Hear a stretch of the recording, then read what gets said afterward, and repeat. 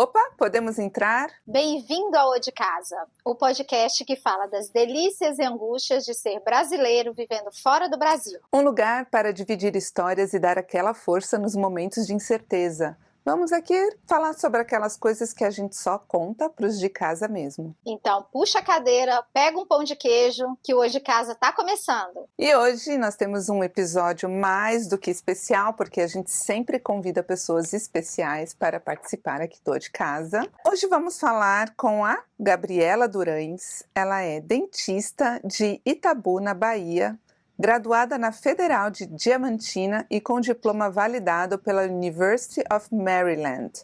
Mudou-se para os Estados Unidos em 2006 e mora em Chicago atualmente. Gabi, seja muito bem-vinda ao O de Casa. Ai, obrigada. Fiquei muito feliz com esse convite. Eu venho acompanhando o trabalho de vocês e nada melhor, né, como encontrar pessoas que saíram do conforto do lar do Brasil e vieram para cá começar uma nova jornada. Então, muitíssimo obrigada mesmo pelo convite. Ai, legal demais, Gabi, ter você com a gente.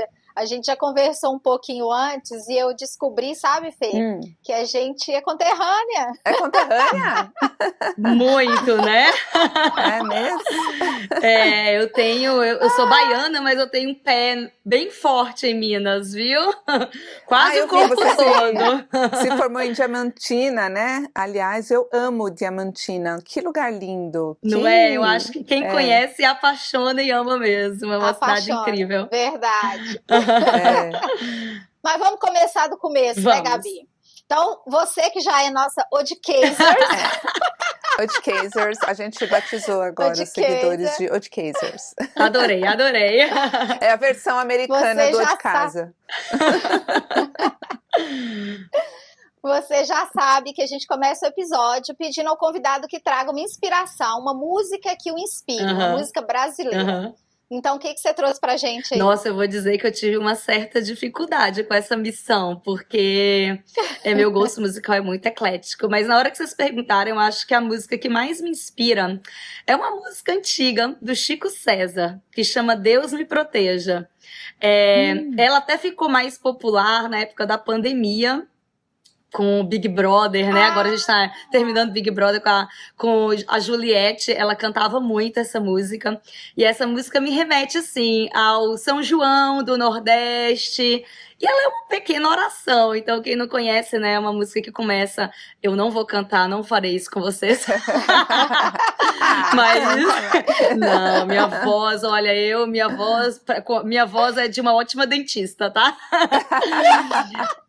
Mas essa música, ela é assim, eu considero ela uma pequena oração mesmo. Ela começa falando, né, Deus me proteja de mim, da maldade de gente boa, da bondade da pessoa ruim, da bondade da pessoa ruim, Deus me governe e guarde, ilumine e zele assim. E fala do fato de você se perder, de como que você conhece os seus caminhos, na verdade, se perdendo, como que isso é bom. E a gente que sai do Brasil, né, primeiro, eu acho que a gente busca um pouco aí desse conforto de ter uma certa proteção. E também que é isso mesmo, a gente vai se conhecendo, indo por uns caminhos que nem a gente imaginava que poderia ir ou que poderia chegar, e no meio da jornada a gente vai descobrindo, né, quem nós somos, onde que a gente está chegando, enfim, essa é mais ou menos a minha jornada. Acho que mais da metade das coisas que aconteceram na minha vida eu nunca poderia prever ou imaginar que aconteceriam. Então, eu adoro essa música. Eu acho que ela é uma pequena oração, assim, diária pra gente cantar e escutar. Linda, que linda, uma inspiração. Linda. Aliás, a playlist do O de Casa no Spotify tá tão inspiradora, gente. Eu ouço direto, assim.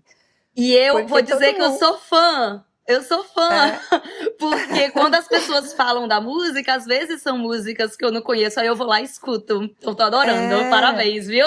Não é? Porque todo mundo traz uma coisa do coração, né? Uma coisa que toca, assim. Então, você imagina, você coloca todas essas músicas uma atrás da outra na mesma playlist, meu Deus! Sucesso! É muito legal. Então, eu queria também dizer que hoje, gente, eu descobri uma música linda que eu não conhecia, que eu tô louca pra colocar lá na playlist, que é do show do Leone com o Herbert Viana, do Paralamas. Chama, acho que é Quando Você Voltar Pra Casa, Música para Você Voltar Pra Casa, alguma coisa assim. Que, nossa, a música é linda e também eles, numa parte da metade para frente, tem um mantra que, assim, que eles conectaram com a música, né? Que é um mantra bem conhecido da tradição tibetana. E nossa, a música é incrível, eu vou colocar lá para o pessoal conhecer. Não, eu adoro, que aí é bom que a gente já sai do podcast já com o dever de casa, né? Pra procurar, pra olhar, pra interagir, eu adoro. Adoro. É verdade. E vou te falar, essa playlist, ela realmente aquece o coração, viu? Porque já teve dias de eu sair pra trabalhar e eu tava tão xoxinha. Eu falei, deixa eu colocar essa playlist. Eu já chego no trabalho assim, outra pessoa, né? E música tem esse poder, né? Esse, na verdade, é até um dos elogios que eu recebo lá no consultório, porque eu não coloco só música brasileira mesmo, porque, né, às vezes os americanos ficam meio sem entender, mas tem umas playlists de bossa nova cover, que são músicas americanas em ritmo de bossa nova. E é isso que toca lá no consultório. Então, assim, é relaxante, né? Não é um batidão, é um ambiente, um som ambiente bem relaxante. E eu recebo bastante elogio dos pacientes, falando, nossa, a música aqui é tão boa. Falei, bossa nova, bossa nova. Conhece? Aí eu educo, quando não conhece. Gabi, eu tenho um monte de pergunta para te fazer com relação a isso. Não, porque eu também já fui no dentista aqui. E são muitos babados, né, pra gente conversar, né? Nossa, muito bem. Mas antes, vamos começar do começo. Conta pra gente como que foi essa sua decisão de imigrar para os Estados Unidos, quando isso aconteceu, o que você fazia antes, conta um pouquinho. Tá, nossa, a minha jornada é como eu falei, as coisas foram acontecendo, né? Eu sou itabunense, eu sou de Itabuna, sul da Bahia, de uma cidade do interior, não venho de nenhuma metrópole, eixo Rio-São Paulo. Fiz faculdade em uma faculdade federal, que é bastante tradicional, a Faculdade Federal dos Vales de Jequitinhonha e Mucuri, em Diamantina, que antigamente eu entrei na faculdade como, né, Universidade Federal de Diamantina, e me formei lá. E no período que eu estava para me formar, bem nas vésperas de me formar na época, eu estava namorando e o meu namorado estava tentando vir para os Estados Unidos fazer um doutorado. Aí a gente fez o caminho que muitos brasileiros e brasileiras fazem, que é o caminho, né, de casar e vir junto, começar uma vida nos Estados Unidos. E foi assim que eu vi. Eu vim muito sem pretensão, na verdade. Eu vim porque eu sempre tive a curiosidade de conhecer outra cultura, sempre tive a vontade, né, de aprender inglês, de ver como é que era viver nos Estados Unidos, mas vim meio que no susto mesmo, acompanhando e naquele olhar de curiosidade de recém-formada. Então, eu tinha acabado de me formar em odontologia, os meus pais são dentistas, o caminho mais fácil sempre seria, né? Eu cresci no consultório odontológico, aprendi a engatinhar no consultório odontológico dos meus pais. Então, o caminho mais fácil sempre seria o caminho de voltar e trabalhar com eles, e eu acabei vindo pra cá. E quando eu cheguei em Maryland, isso lá em 2006, eu cheguei falando pouquíssimo inglês, aquela velha história de que a gente chega e que não sabe nem o que está nos aguardando, né? Acha que sabe falar alguma coisa de inglês e aí a dura realidade é bem diferente. Então eu tenho ótimas histórias de sufoco que eu passei tentando pedir um café. Opa! Aquelas, de tentar pedir um café no Starbucks e eles te darem 1 zilhão de opção que você não entende a metade. Pra que tanta opção, né? Não, e eu assim, uma semana treinando, né? Eu falei, dessa vez eu vou conseguir pedir um café sozinha. Can I have a coffee? Can I have a coffee? Aí chega lá, venti, tipo, palavras que a gente nem sabe, né? With sugar, cream. Gente, não. Enfim, então assim, Quando eu cheguei em Maryland, eu cheguei muito com aquele olhar curioso de como que era viver em outro país, mas ao mesmo tempo querendo buscar algo dentro da minha carreira, né? Então, eu descobri que na University of Maryland tinha um programa que aceitavam estrangeiros. Não era um programa específico de revalidação, não, ele era um programa de residência, designado para alunos que tinham graduado e que queriam mais educação, mais informação, mais experiência antes de cair no mercado de trabalho. É um programa que chama AEDD, e eu gosto de falar porque tem muitas pessoas me perguntam qual que foi o meu caminho, né, para conseguir virar dentista aqui nos Estados Unidos. Então, eu fiz esse programa que chama AEDD, Advanced Education in General Dentistry. É um programa que na época, eles aceitavam 5 estrangeiros em um programa para 20 alunos. E aí, eu criei isso como meta. Eu falei, vou fazer o que eu preciso fazer para entrar nesse programa. Falei, é aqui que eu me vejo. Eu sempre fui uma dentista que amo fazer de tudo. Então, eu gosto de todos os aspectos da odontologia. E esse curso era um curso bem voltado mesmo para a clínica geral. Então, foi um programa que, no final desses 2 anos, eu podia validar o meu diploma, eu poderia exercer a odontologia aqui nos Estados Unidos, em alguns estados apenas, em 7 estados, Illinois era um deles. E foi um programa, assim, que, nossa, eu devo muito a ele, devo, tipo, toda a minha carreira aqui ao meu Program Director, a pessoa que confiou em mim, que me aceitou no programa e que me deu a oportunidade de me formar aqui. E assim, de novo, né, uma outra realidade. Eu acho que você já teve a experiência de ir no dentista aqui, então são vários aspectos de como que a odontologia funciona que a gente tem que aprender. E que a universidade também não te prepara para isso. Então, assim, é muito do dia a dia. E Nossa. Aí, acelerando um pouco, se você quiser, você me fala, me interrompe, porque aqui eu vou, viu?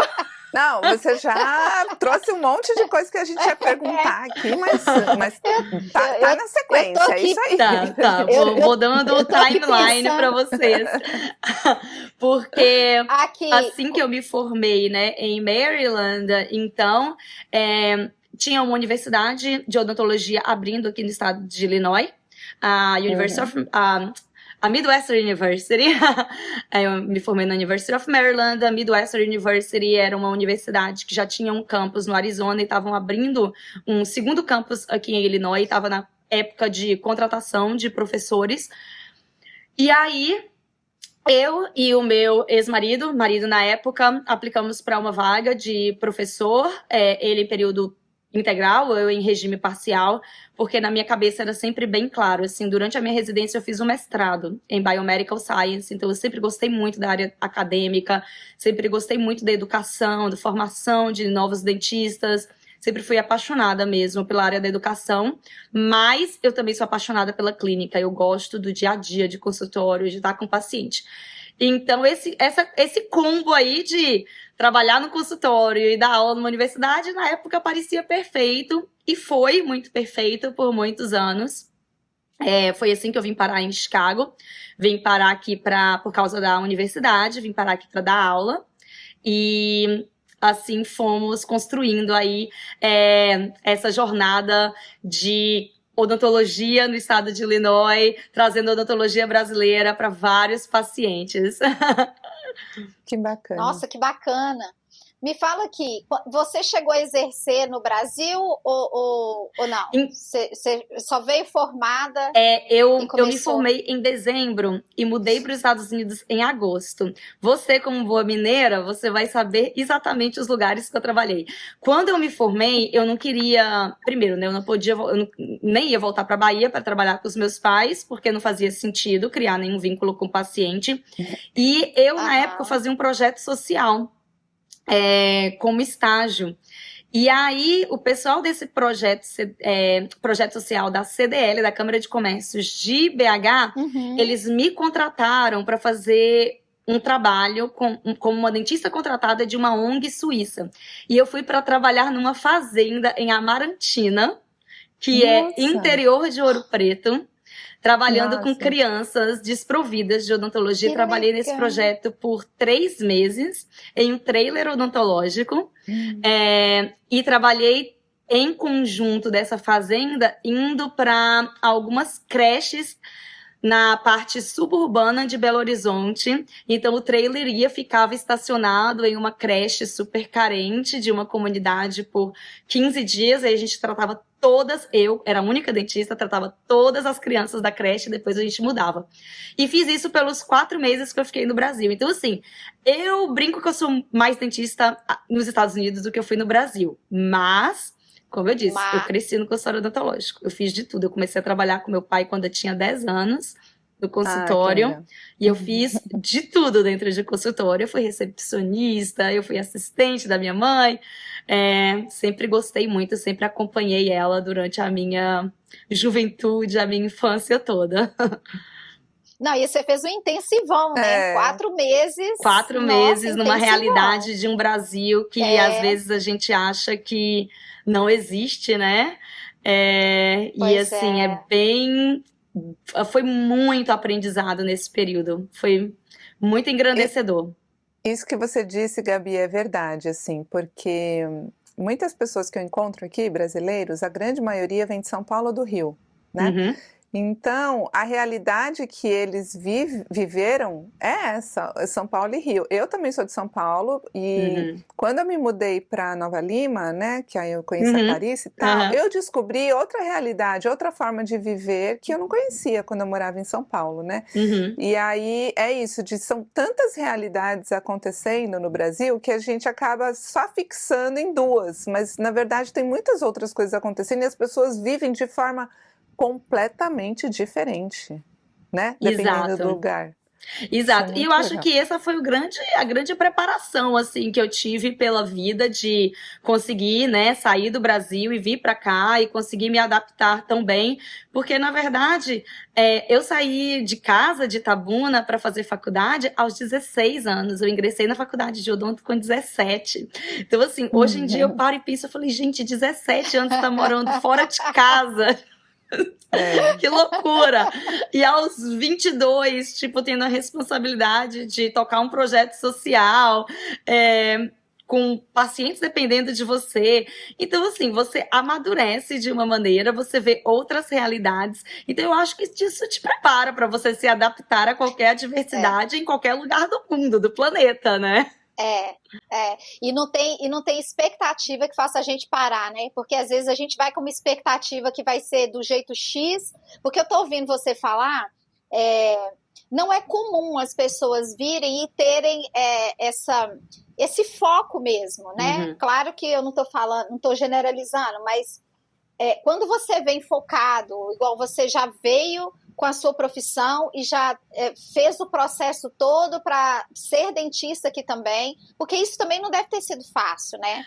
Você achava que seria mais fácil do que foi ou não? Não, nossa, não. Eu vim, como eu falei, eu não sabia nem falar inglês, eu não sabia nem o que precisava para fazer. Então, primeiro, na verdade, eu fui babá por 2 anos até eu entender 1 milhão de provas que eu tinha que fazer, o inglês que eu tinha que estar falando perfeitamente para passar no TOEFL.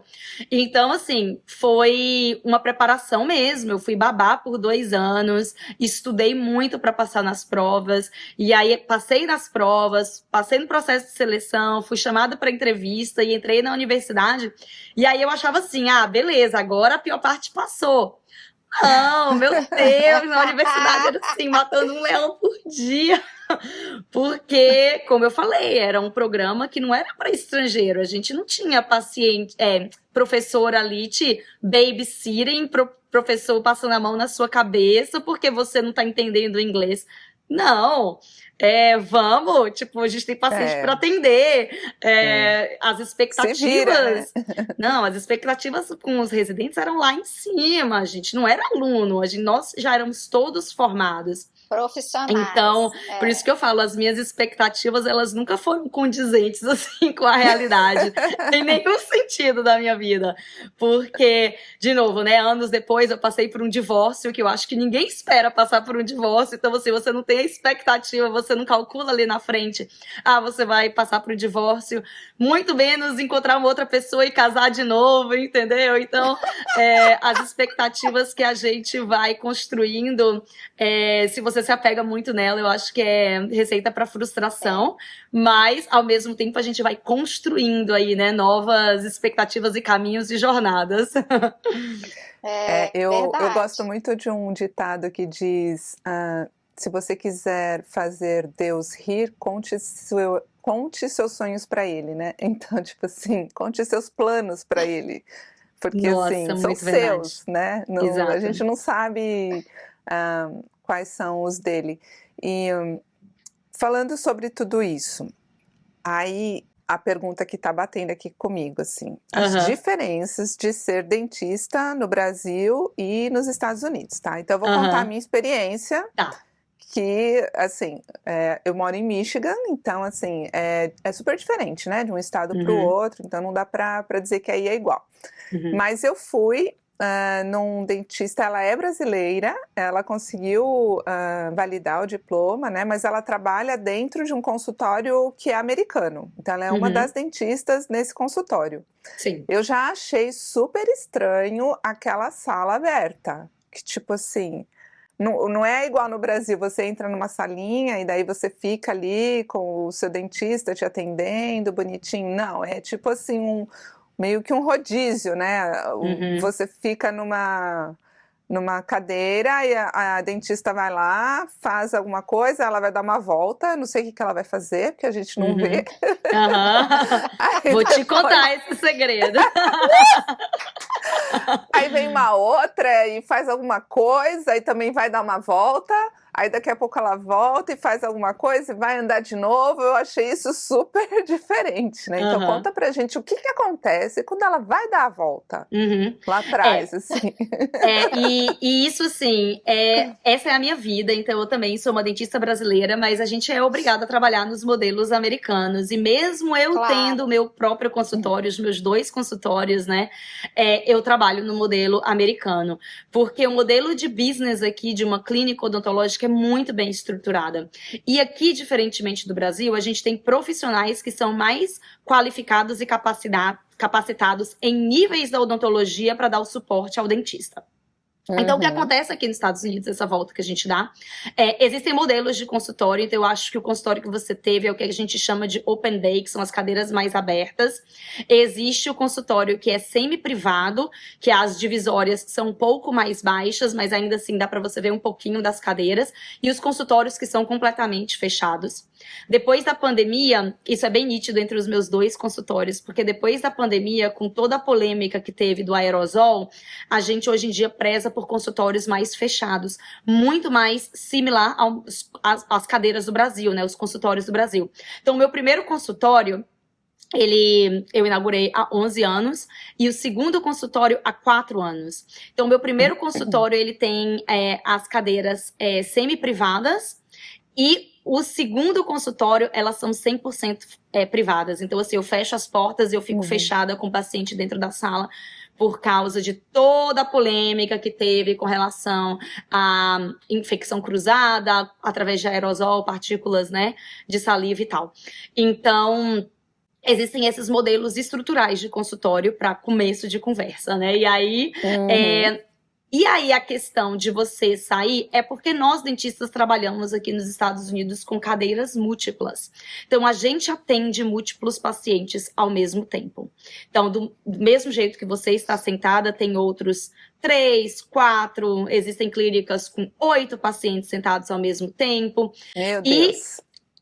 E é um balé, tipo assim, eu brinco que é uma dança, é uma coreografia que a gente faz, que é tudo muito bem monitorado em termos de tempo, porque a gente tem profissionais que a gente vai contar.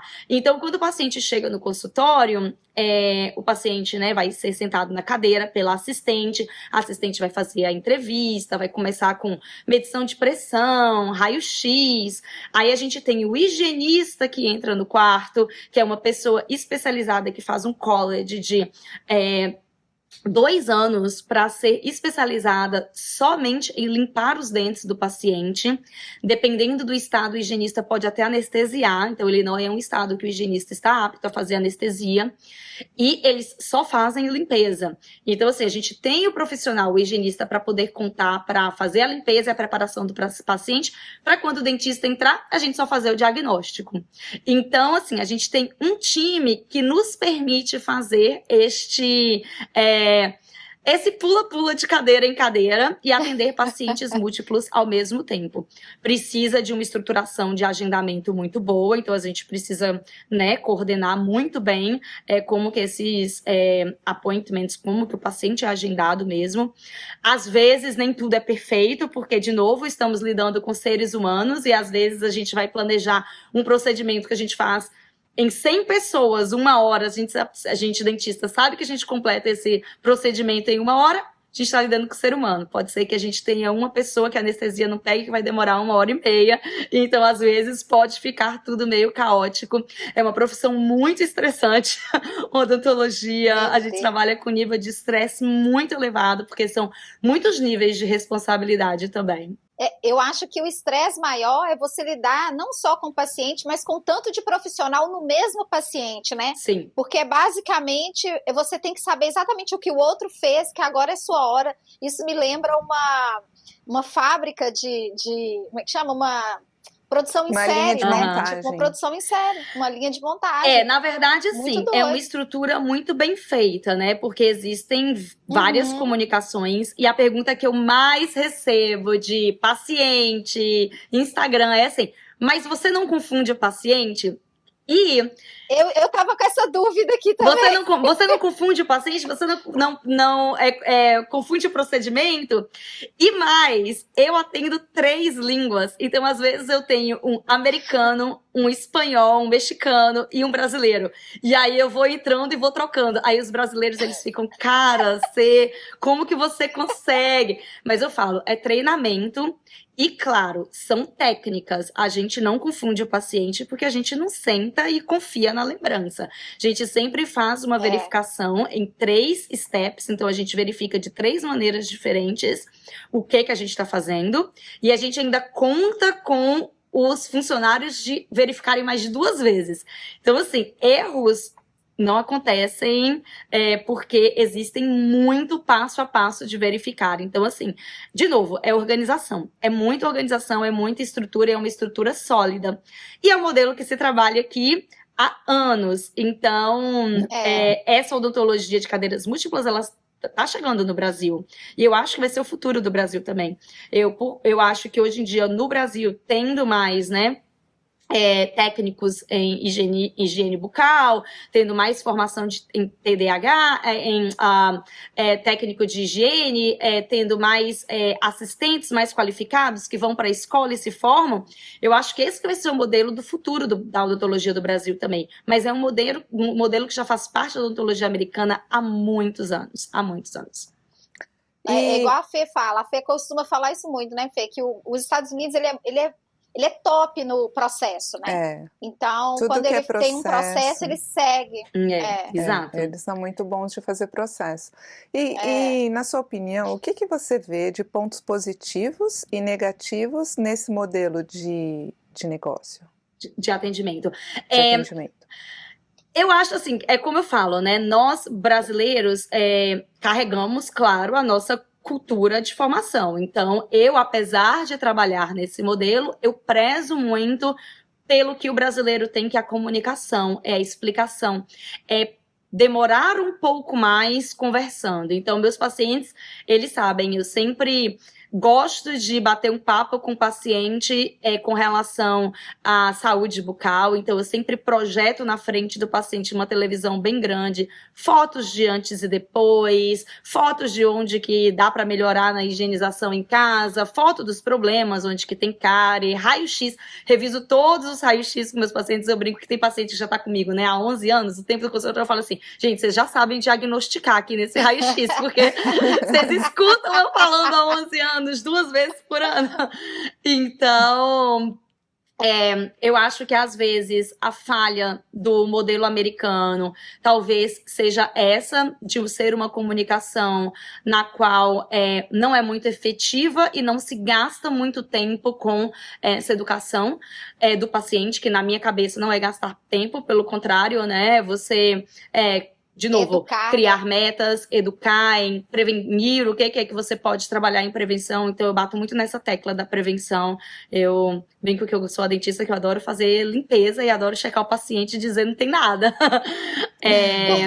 E aí, eu acho que é esse o combo que existe.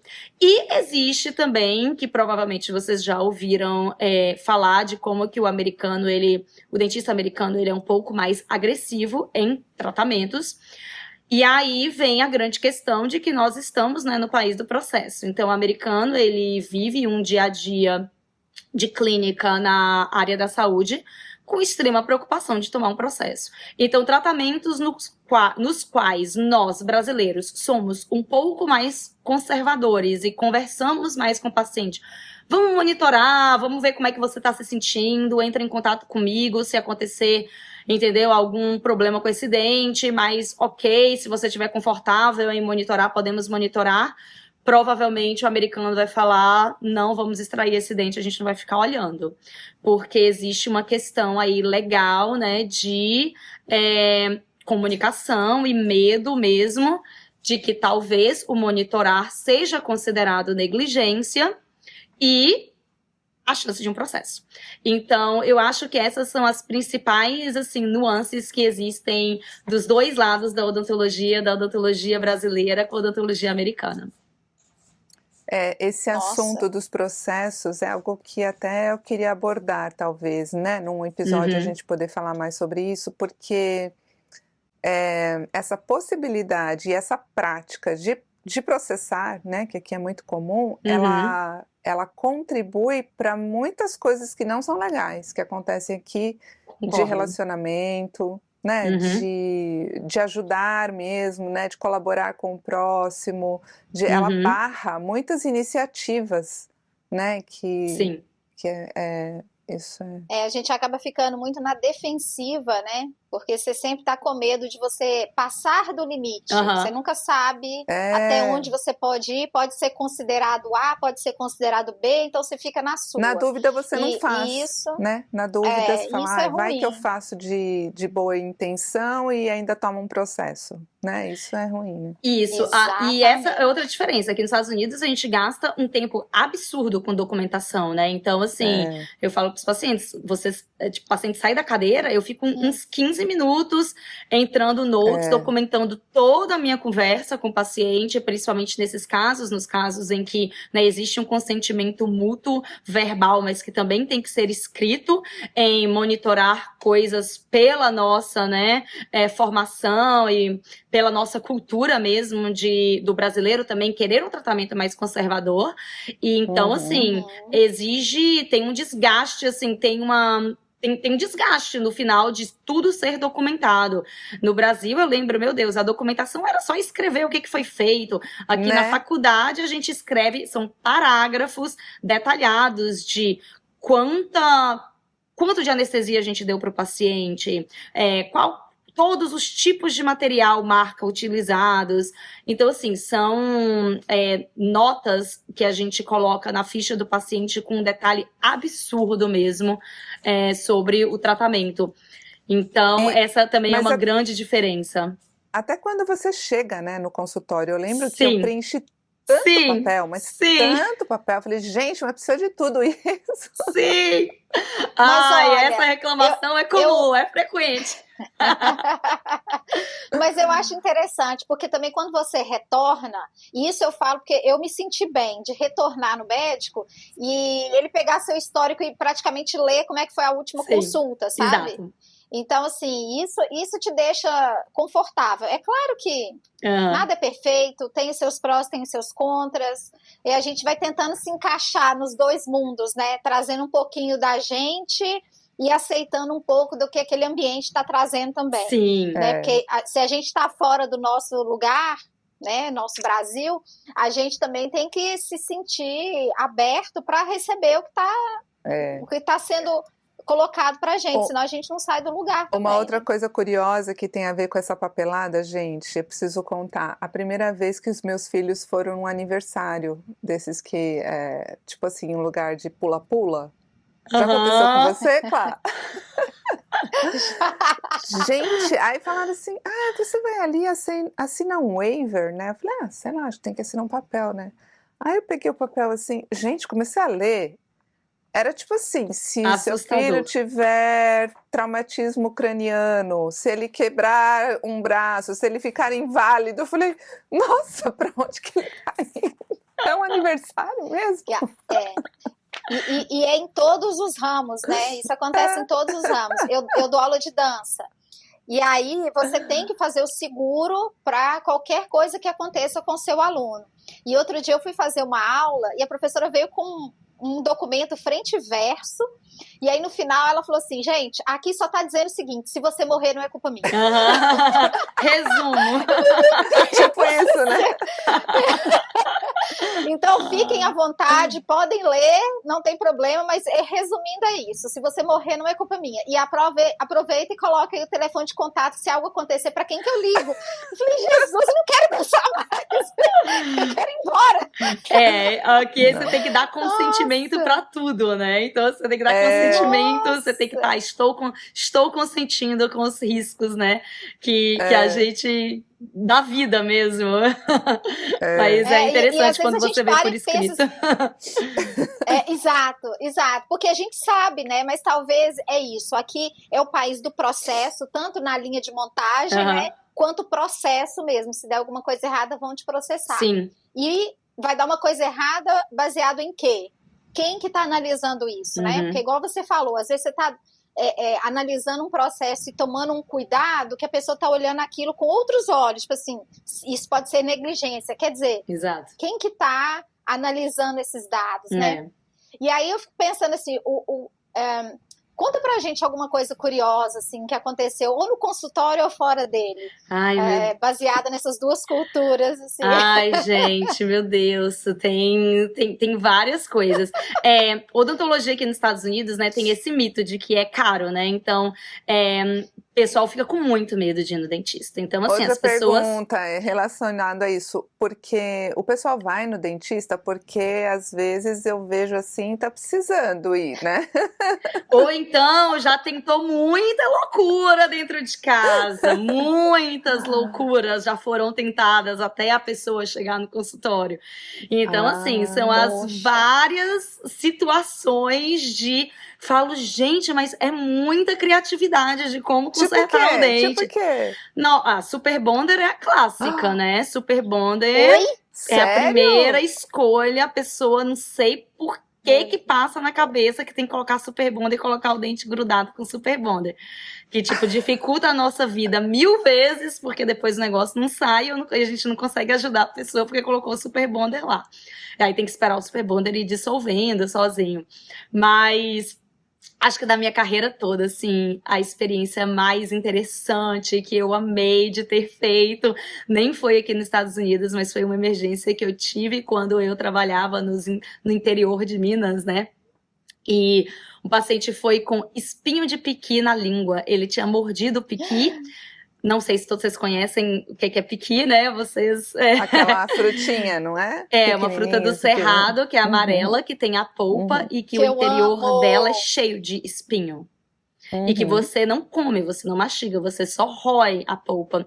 E aí, um paciente, ele mordeu o piqui e aí entrou um monte de espinho na língua dele. E aí ele, assim, com muita dor, e aí eu fui, né, segurando a língua e com a pinça, tirando um por um, tipo, tirei uns 7 espinhozinhos, eles são pretinhos, bem duros, dói muito. Eu falei, nem imagino a dor que esse paciente estava nela.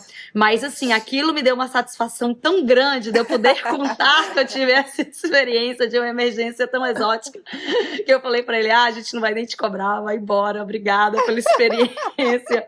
Mas... Mas acontecem, tipo, a maioria das vezes são resoluções inusitadas dentro de casa antes de ir ao dentista. Brinco que a pessoa que tá passando por dor, ela vai primeiro pergunta pro amigo, depois pergunta pra família, depois vai na farmácia, pergunta pro farmacêutico, depois tenta fazer alguma coisa em casa e, por último, lembra que existe o dentista. Vai ao médico, né? O dentista. Porque tem essa outra coisa de que realmente saúde aqui é bem caro, né? Se a gente for comparar, né? Então, exato. Eu já vi histórias. Quem foi que falou? Eu não sei. Alguém me falou que a pessoa passa mal à noite e fica esperando passar depois das 6 para ir no hospital, que é mais barato. Nossa, eu não sabia disso, essa coisa do horário e tal, né? Então. Também não sabia, mas faz e sentido. é uma realidade, né? Existem motivos pela qual a odontologia, a medicina aqui são caras. Eu acho que um dos motivos, na minha concepção, que justifica mais realmente é o preço para você estudar. Hoje em dia, uma faculdade de odonto a média de uma faculdade de odonto, a faculdade de odonto que eu dei aula é uma média de $90 mil por ano, são 4 anos de curso. Então, você está saindo de uma universidade com uma dívida de praticamente $500 mil. Então, eles vão cobrar, né, o preço pelo procedimento que condiz ao investimento na educação. Então, existe isso, e eu vim, né, tipo, do Brasil mesmo com essa missão de que eu falava, cara, não, odontologia preventiva tem que ser acessível. Falei, eu sempre, de novo, eu venho de um trabalho de projeto social, e eu acredito muito, muito em prevenção. Então, quando eu montei o meu primeiro consultório, eu falei assim, não, minha meta, a gente vai ter um preço para exame, raio-x e limpeza, um preço baixo. Hoje em dia eu posso fazer full disclosure, né, como eles falam. Sou bem aberta. A gente cobra $99 para fazer o exame, o raio-x e a limpeza, porque eu prefiro que o paciente pague $99 2 vezes por ano e que a gente fala, beleza, tá tudo ótimo, pode ir para casa e não precisa de tratamento, do que evitar fazer a prevenção e ficar 3, 5 anos sem ir no dentista, porque aí sim são quando os problemas acontecem. Só que muitas pessoas não têm essa informação, então elas acham, né, já ouviram falar, nossa, a odontologia é muito cara, nem vai para fazer consulta, porque se você for, meu Deus, vai ser muito caro.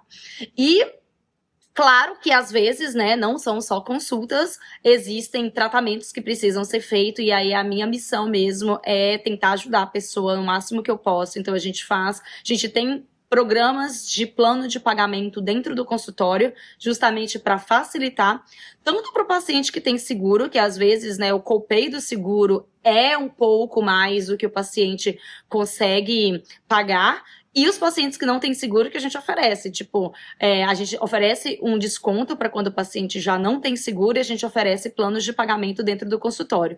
Então, eu falo assim, eu faço uma odontologia que ela é bem acessível, não são todos os consultórios, isso não é o tradicional dos Estados Unidos, eu tive que quebrar muita cabeça, eu fui para cursos de management, de consultório odontológico, de hospital, para tentar entender como que a gente pode fazer tudo isso aqui nos Estados Unidos de uma maneira legal para a gente poder ajudar o paciente ao máximo que a gente pode na questão financeira também.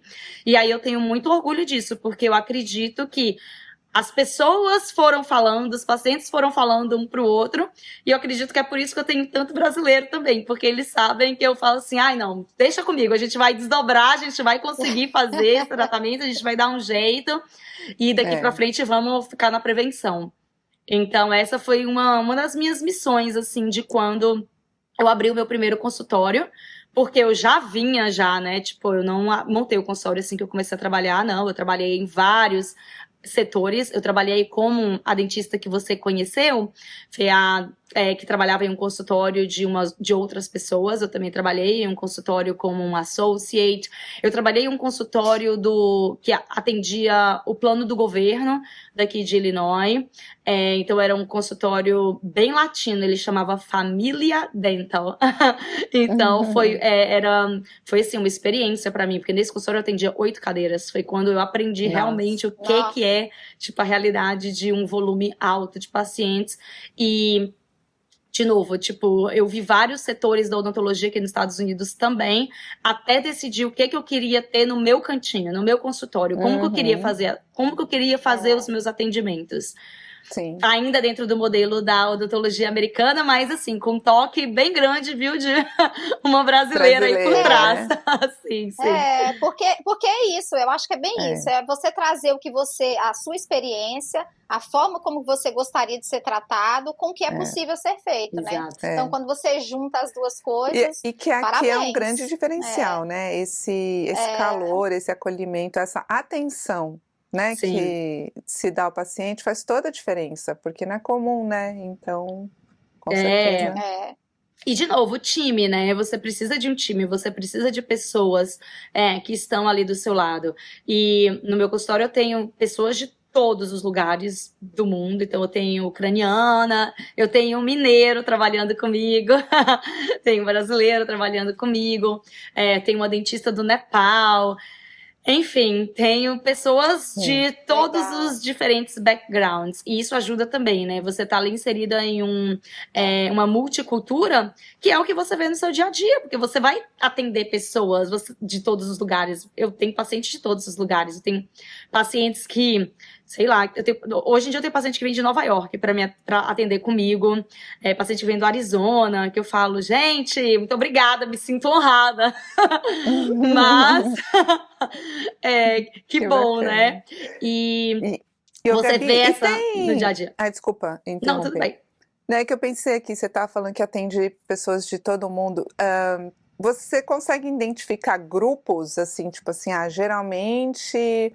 os brasileiros têm esse tipo de boca e problemas, e os americanos têm esse, sei lá, os asiáticos têm esse. Tem alguma coisa assim?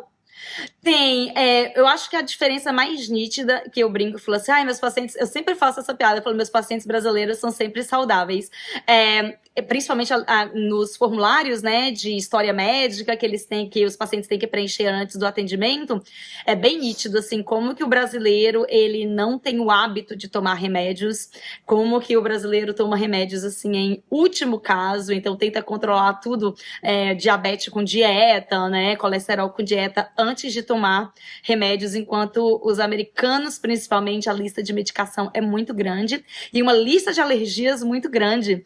É impressionante, assim, as pessoas que são muito alérgicas, a coisa básica, né? Vocês que têm filhos, vocês sabem, alergia, né? A amendoim, a nozes. Do amendoim, eu tenho uma amiga que fala assim, porque vem escrito assim, você não pode mandar nenhum lanche com amendoim para a escola, mesmo que o seu filho não tenha alergia, né? Essa minha amiga falou assim, eu acho que quando abre um saquinho, uma criança cai do outro lado da sala. Para ser proibido. Porque é muito forte, né? Eu falei, gente. Não faça. Então eu acho que essas são as diferenças nítidas, assim, mais na questão, tipo, geral mesmo, de história médica é bem distinto, assim. Não, assim, é porque essa coisa da higiene para o brasileiro é forte, né? Então, uma coisa que eu não vejo, que a gente faz com muita frequência, é escovar os dentes, né? E aqui nem na escola tem essa cultura, né? Não, e aí eu tive uma família de brasileiros que mudou, né, recentemente pra cá e a mãe veio assim, nossa, super magoada, porque ela falou, cara, eu sei que o meu filho tem propensão a ter cárie e eu sempre mandei pra ele na escola com a escova e com a pasta, eu recebi uma carta da escola falando, não faça isso, pare de mandar escova e pasta de dente pro seu filho, porque ele não pode escovar na escola. E ela tava super sentida, ela falou, gente, mas eu achava que isso era pro melhor e agora eu me senti, tipo, tolhida mesmo com essa informação. E eu falei com ela, olha, existem diferenças. A Academia Americana, a Associação Americana de Odontologia, ela recomenda escovação aqui nos Estados Unidos 2 vezes ao dia, apenas, de manhã e antes de dormir. Então, assim, a escovação do meio-dia não é um hábito. E não é um hábito por vários motivos, mas o motivo maior é que o americano não tem o hábito de almoçar, né? É snack. Que é péssimo. É péssimo, porque o snacking durante o dia, os lanchinhos é o que, na verdade, contribui para a cárie. Então, não é um hábito bom também. Mas, se for feita uma escovação depois do café da manhã, muito bem feita, criança vai para a escola, come tudo que tem que comer, chegou em casa, dá uma escovada em casa e ainda uma escovação antes de dormir com fio dental, principalmente fio dental e escovação antes de dormir, dá para ter, entendeu, um controle de cárie muito bom. Mas existe sim essa diferença, é uma diferença cultural, é uma diferença de hábito também, né, que o brasileiro tem. Então, sim, nós brasileiros, nós prezamos muito mais por uma higienização, não só bucal como corporal, porque a gente também, né, tem a fama de tomar mais banho, de ser mais limpinho. Então, tem essa parte, sim, com certeza. Tem esse ponto. Ô, Gabi, eu fiquei aqui com uma dúvida, porque antes da gente começar a gravar, você falou que tinha alguns perrengues, algumas coisas que você passou quando você chegou, porque não falava inglês, ou etc e tal. Traz uma curiosidade aí pra gente, alguma coisa engraçada? Nossa, conto. Olha, teve quando... E essa eu falei, gente, não foi nem quando eu cheguei, é quando eu achava que eu já falava inglês, entendeu? Na semana que eu estava... Tem esse momento também, né? Tem, da confiança, gente. Na semana que eu tava me formando na universidade, então eu falei assim, nossa, tava assim, sabe, assim, com aquela confiança, falei, vi, venci, então vou me formar. Eu tinha ganhado um prêmio, eu ganhei um prêmio de uma das melhores alunas da minha residência, só 2 alunos na residência inteira são agraciados com esse prêmio, eu ganhei. Então, assim, realmente eu estava muito feliz e muito confiante. E aí, eu tava na sala de professores, com 3 professores e alguns outros residentes, e a gente ficava ali, conversando, jogando papo e tal. E era uma época da minha vida que, claro, eu tava muito feliz e confiante, mas eu tava muito estressada, porque eu tinha muito caso que eu tinha que completar de paciente, tipo, os casos de prótese que eu tinha que terminar de entregar, enfim, tinha que concluir mesmo os meus pacientes. E aí eu tava lá reclamando, falando alguma coisa desse jeito que eu falo, alto, né, brasileiro, tipo, cheio de mãos, cheio de ação, e tava lá reclamando que eu nem lembro de quê. E por causa do meu estresse, o meu cabelo tava caindo muito, então eu tava super assim, preocupada com isso, né? E aí eu tô falando, o professor vira pra mim e ele fala assim, Gabi, you are very bold. Aí, bold? Bold. Aí eu peguei, botei a mão na minha cabeça, aí eu falei assim, what? Aí eu tipo assim, o quê? Aí eu tô assim, eu tô ficando careca, porque eu entendi bold. Você é very, very bold. Aí eu peguei e falei, aí eu entendi bold. Aí eu falei, gente, eu falei, mas você tá notando que eu tô ficando careca? Eu falei, não é possível que meu cabelo tá caindo. Eu falei assim, it's not possible that my hair is so bad that you're noticing that I'm losing hair. Aí ele começou a rir, ele riu. Aí todo mundo na sala rindo. E eu assim, com aquela cara de desespero.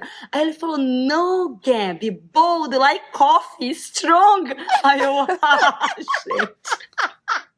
Então, assim, as mancadas com inglês, gente, até hoje acontecem, até hoje, essas coisas eu fico assim, E de novo, são quase 20 anos dos Estados Unidos, então... Falo que faz parte da nossa cultura, sabe? Tipo, nós somos estrangeiros vivendo em outro país, essa não é a nossa língua materna, a gente sempre vai ter uns perrengues aí com línguas, e assim vamos vivendo as delícias de morar em outro país. É tão difícil de pegar, né, assim, de sonoridade mesmo, sim. Porque... E é por causa disso também que, às vezes, a gente fala uma coisa e a pessoa faz, hã? Aí você fala de novo, aí ela faz, aí ela fala, e tipo, falou exatamente o que você falou, né? Exato. A gente não tá percebendo a nuance, né? Não, exato. Então, assim, eu falo, ai, gente, não adianta, isso daí eu já abstraí, eu falei, eu sempre vou cometer alguns erros de gramática ou de pronúncia, e tudo bem, porque, enfim, a gente fala português também. Exato. Mas eu acho engraçado que quando eu adoro McDonald's, só lá não julgamos. E eu falava assim, gente, o dia que eu conseguir passar por um drive-thru do McDonald's e conseguir fazer um pedido, De primeira. Não, tem prova de fogo. Essa é uma prova de fogo também no telefone, né? Assim, Nossa. Às vezes marcar uma consulta e passar detalhes, muitos detalhes, assim, também é... Não, e aí agora você pensa do outro lado. E você atender um paciente que você tem que entender o que o paciente está se queixando e você tem que dar uma solução para o paciente. Então, assim, no começo da residência era... Meu Deus, eu suava quando tinha que ligar. A gente ficava um call, né? Então, assim, cada residente era responsável por uma semana de atender os telefones, tipo, de noite, de madrugada, after hours. E aí eu falava, meu Deus, eu só rezava. Eu falava assim, ai, gente, tomara que ninguém me ligue. Vai ser uma semana que não vai ter nenhuma ligação. Porque é um pânico absurdo de você falar no telefone, de você não ver a pessoa, né? O lábio da pessoa se mexendo, a conexão com a pessoa. Então. Não, você lembrou outra coisa curiosa, gente. Eu fui marcar uma consulta porque eu furei meu dedo com grampeador. Furei o dedo com grampeador. E aí não tava sarando, sabe? Não tava sarando e foi ficando infeccionando, não sei o que e tal. E aqui é aquilo. Onde você vai? Você vai no urgent care? Você vai no como chama? O pronto-socorro, você vai, né? Aí eu falei, onde que eu vou? Eu fui na farmácia, né? Aí a farmacêutica falou, passa aquela pomadinha, aquela amarelinha, sabe? Que todo mundo usa, sabe? Neosporin, né? Essa. Provavelmente. Essa mesmo. Aí eu comecei a passar, não adiantou nada, não sei o quê. Bom, enfim, eu sei que não estava melhorando e aí eu tinha que ir num especialista de mão para ver o negócio, né? Meu Deus. Especialista de mão, só para ver esse negócio, não acredito, né? Tá bom. Aí eu liguei lá. Aí eu liguei, falei, eu queria ver. O que aconteceu? Eu falei, eu furei meu dedo com o grampeador e tal. Ah, tá bom. Qual mão? A mão direita. Qual dedo? Eu falei, gente, mas precisa de tudo. Meu Deus! Todos os detalhes. Faz diferença se é esse dedo, se é esse dedo. Eu não sei o nome desse dedo. Como assim? Qual dedo? Não dá pra mostrar, né? É o primeiro. Serve. Aí depois, um monte de pergunta. Aí eu desliguei e falei, gente, mas precisa perguntar tudo isso? É uma loucura. Foi muito louco. E tudo super especializado, né? Essa é uma diferença da odontologia, tá? A odontologia, aqui nos Estados Unidos também, quando você é especialista, por isso que eu falei que eu sempre nunca soube o que eu queria fazer, porque eu gosto de fazer de tudo.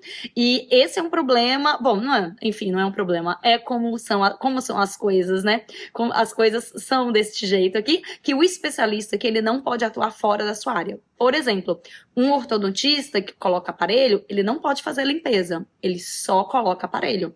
Ele não pode nem diagnosticar cárie, ele pode falar assim, olha, você tem que ir no seu clínico geral, porque talvez você esteja com cárie. Ele não pode falar, você tem cárie.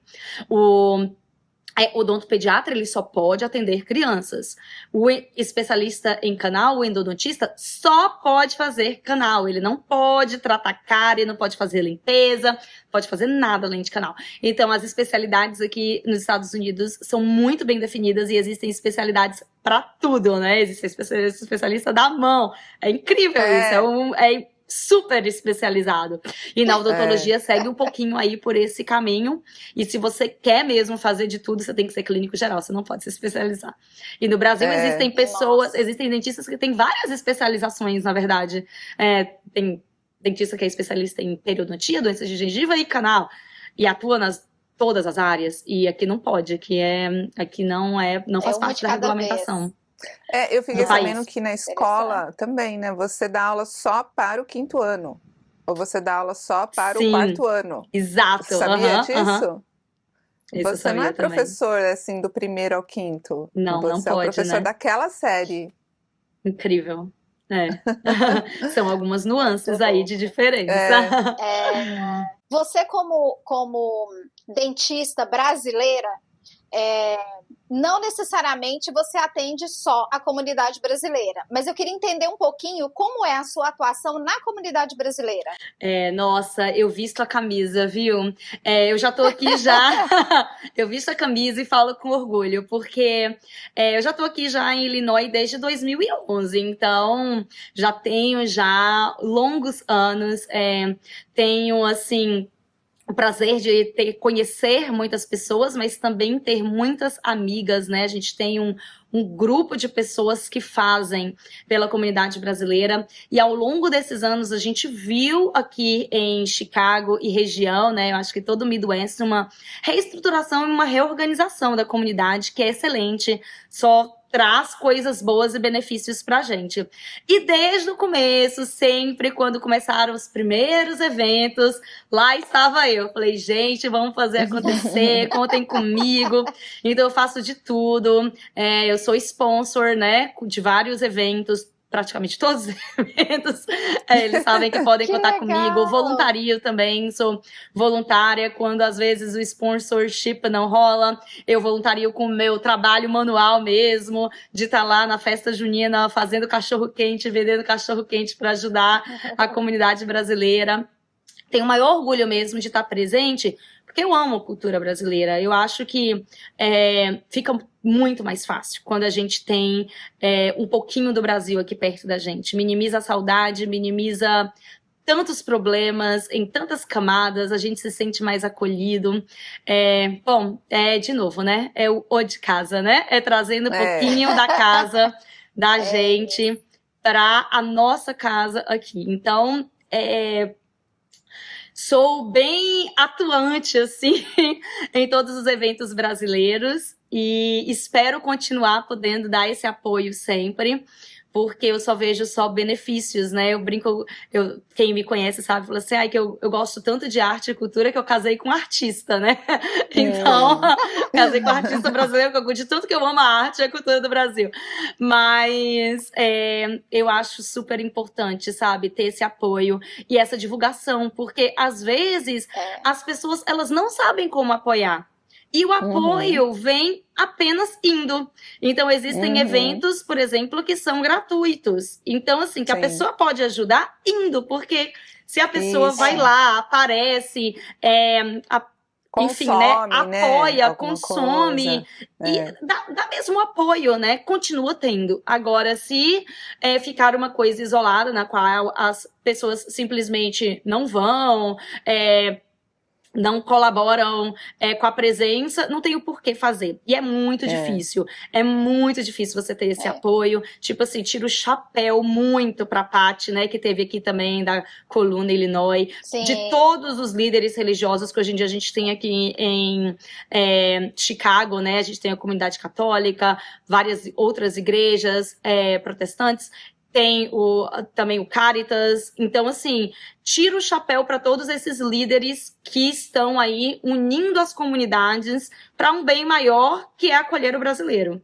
Então, tenho muito orgulho e fico muito, muito feliz mesmo. Nossa, me dá, assim, aquece o meu coração de ver que estamos nos organizando e tendo mais e mais, cada vez mais, né, eventos para a gente poder aí participar. Que bacana. Bacana demais. Bom, então a pergunta que eu vou fazer a pergunta, mas ela tá meio óbvia assim, né? Mas eu vou perguntar. Pergunta. Gabi, morar fora do Brasil te tornou menos ou mais brasileira e por quê? Eu pensei muito nessa resposta, porque eu cheguei a me questionar em algum momento. Falei, gente, será que eu fiquei menos brasileira? Me fez parar pra pensar. Será já que tava existe se essa possibilidade? Não, me levou assim para um lugar que eu falei, não, deixa eu pensar aqui se em algum motivo isso mudou, mas acho que não, eu acho que me deixou muito mais brasileira. Eu acho que a gente valoriza mais as idas ao Brasil, a gente valoriza de novo, o pão de queijo com café, quando a gente tem o pão de queijo com café para poder, né? Poder se sentar e tomar na tranquilidade. Queijinho mineiro, né? Nossa, meu Deus do céu.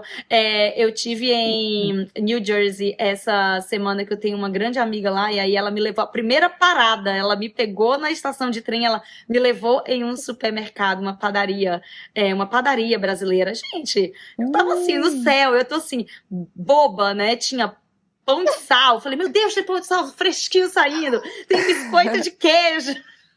E não é que aqui a gente não tem, a gente tem, mas de novo, é sempre a emoção de encontrar, né? Então, no nível tipo de comida, principalmente, que eu acho que é uma das coisas que eu sempre falei, que eu sempre mais senti falta do Brasil. Não é nem a questão, tipo, do clima, né? Porque eu sou baiana, claro, eu amo calor e eu sofro no inverno. Mas a questão da comida de novo, a gente, esse final de semana de Páscoa, na Bahia, tem o caruru, que é a comida tradicional de Páscoa. E aí, hoje, eu tenho amigos baianos de Itabuna também, que resolveram fazer uma comida baiana, um caruru, e eu tô assim, meu Deus, é um trabalho absurdo. E que delícia que é, como que é bom ter. E... de novo, além da parte da comida, a parte da cultura. Acho que a gente valoriza poder cantar uma música inteira na sua língua, sentindo tipo, a emoção daquela música. E em um show de comédia, como tivemos agora recentemente, né? A Paty Coluna Illinois ajudou a trazer o show do Fábio Porchat. Do Fábio, né? E você ri do começo ao fim, porque são situações que, meu Deus, são situações de viagem dele, mas que poderia ter sido com todos nós. Conecta demais, né? Demais. Então, assim, é fantástico, sabe?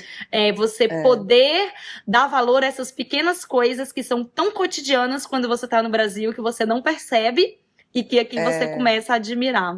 Então, sim, sou mais brasileira. Sabe que nesse final de semana eu assisti de novo o Ainda Estou Aqui, aquele filme que ganhou o Oscar com uma amiga que eu não tinha assistido.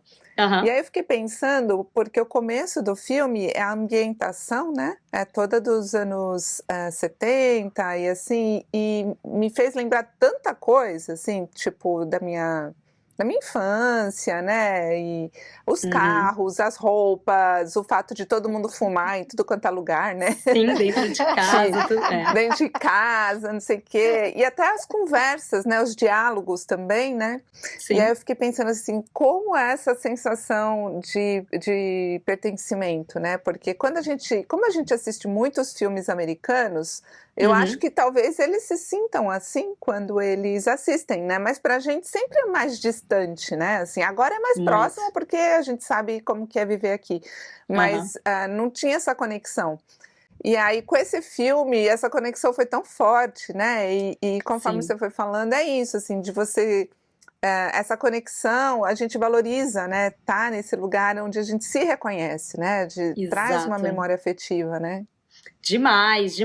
E assim, esse filme ele toca numa realidade, né, que para muitos soa como uma realidade muito passada e muito remota, e que na verdade não é. O meu avô foi preso político na época da ditadura em Minas, e meu avô, graças a Deus e por todas as situações, ele foi um dos que retornou com vida. Mas quando eu assisti esse filme me tocou muito porque eu vi a minha avó vivendo aquilo. Minha avó, meu pai é o mais velho de 13 anos, vendo o marido sendo levado, ela com 7 filhos, sem saber cadê o marido.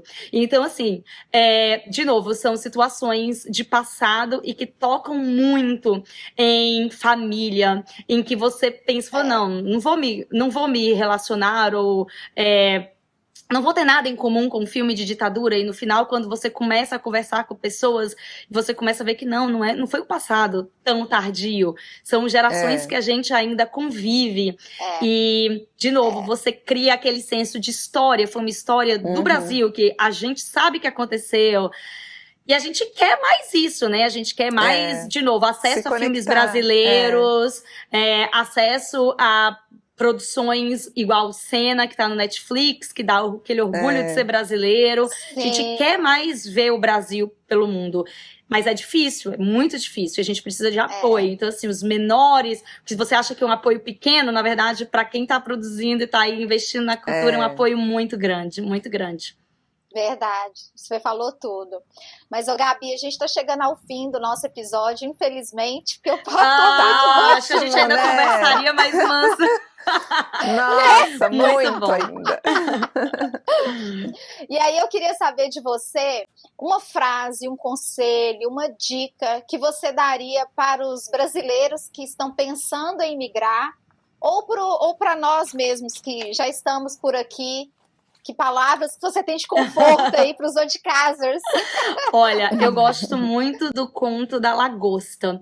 Não sei se vocês já ouviram falar nesse conto, que a lagosta é assim, para ela ir crescendo, ela sofre muita dor dentro da concha dela. Então, assim, ela sofre a dor, aí a concha vai, a casca, né, dela vai, abre e aí ela cria uma nova casca e é assim que ela vai crescendo. E eu gosto muito disso porque eu acho que é isso que é morar fora. Não vem fácil, vem com dores, entendeu? A gente passa por momentos de questionamento, se a gente está no lugar certo, se a gente está fazendo a coisa certa. Eu acho que o conselho que eu dou é resiliência, é tentar confiar no dia a dia mesmo, nos seus propósitos, tentar fazer o que condiz com a sua verdade. E as coisas vão se moldando e se ajustando ao redor. Então, eu acho que é mesmo a persistência, a resiliência e o foco aí nos seus projetos individuais, né? Sempre buscando a felicidade, sua felicidade seja lá qual for, né? Mas, de novo, não é fácil, nunca é fácil. E achar que talvez... Porque não é fácil, às vezes a gente acha, né, que não é fácil só pra gente, e não é. Não é fácil pra todo mundo.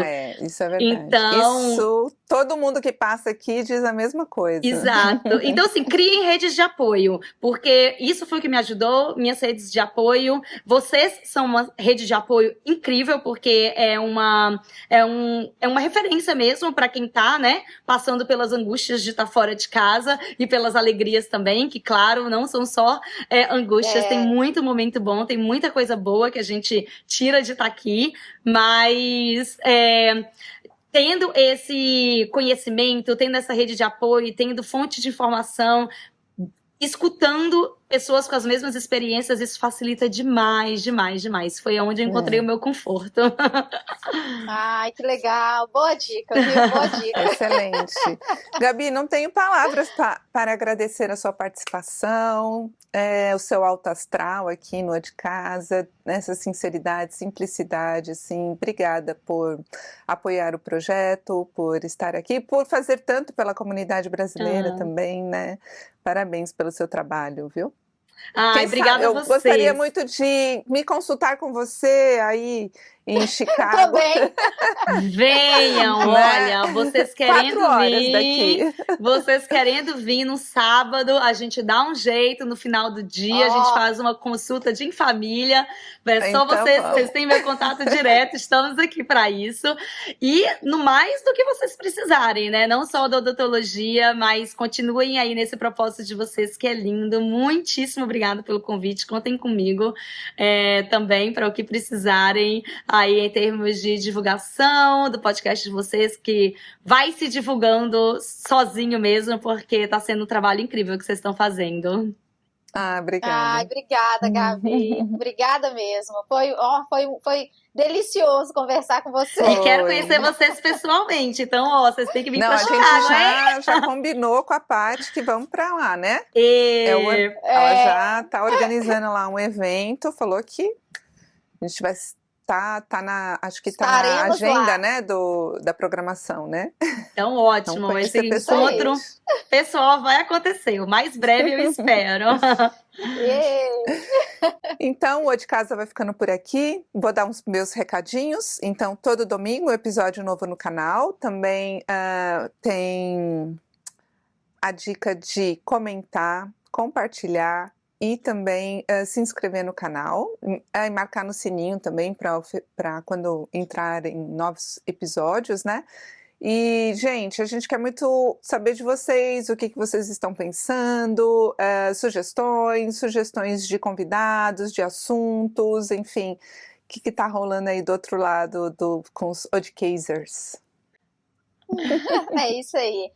E vocês também podem nos seguir, comentar, compartilhar no Instagram, no Facebook, estamos também no TikTok.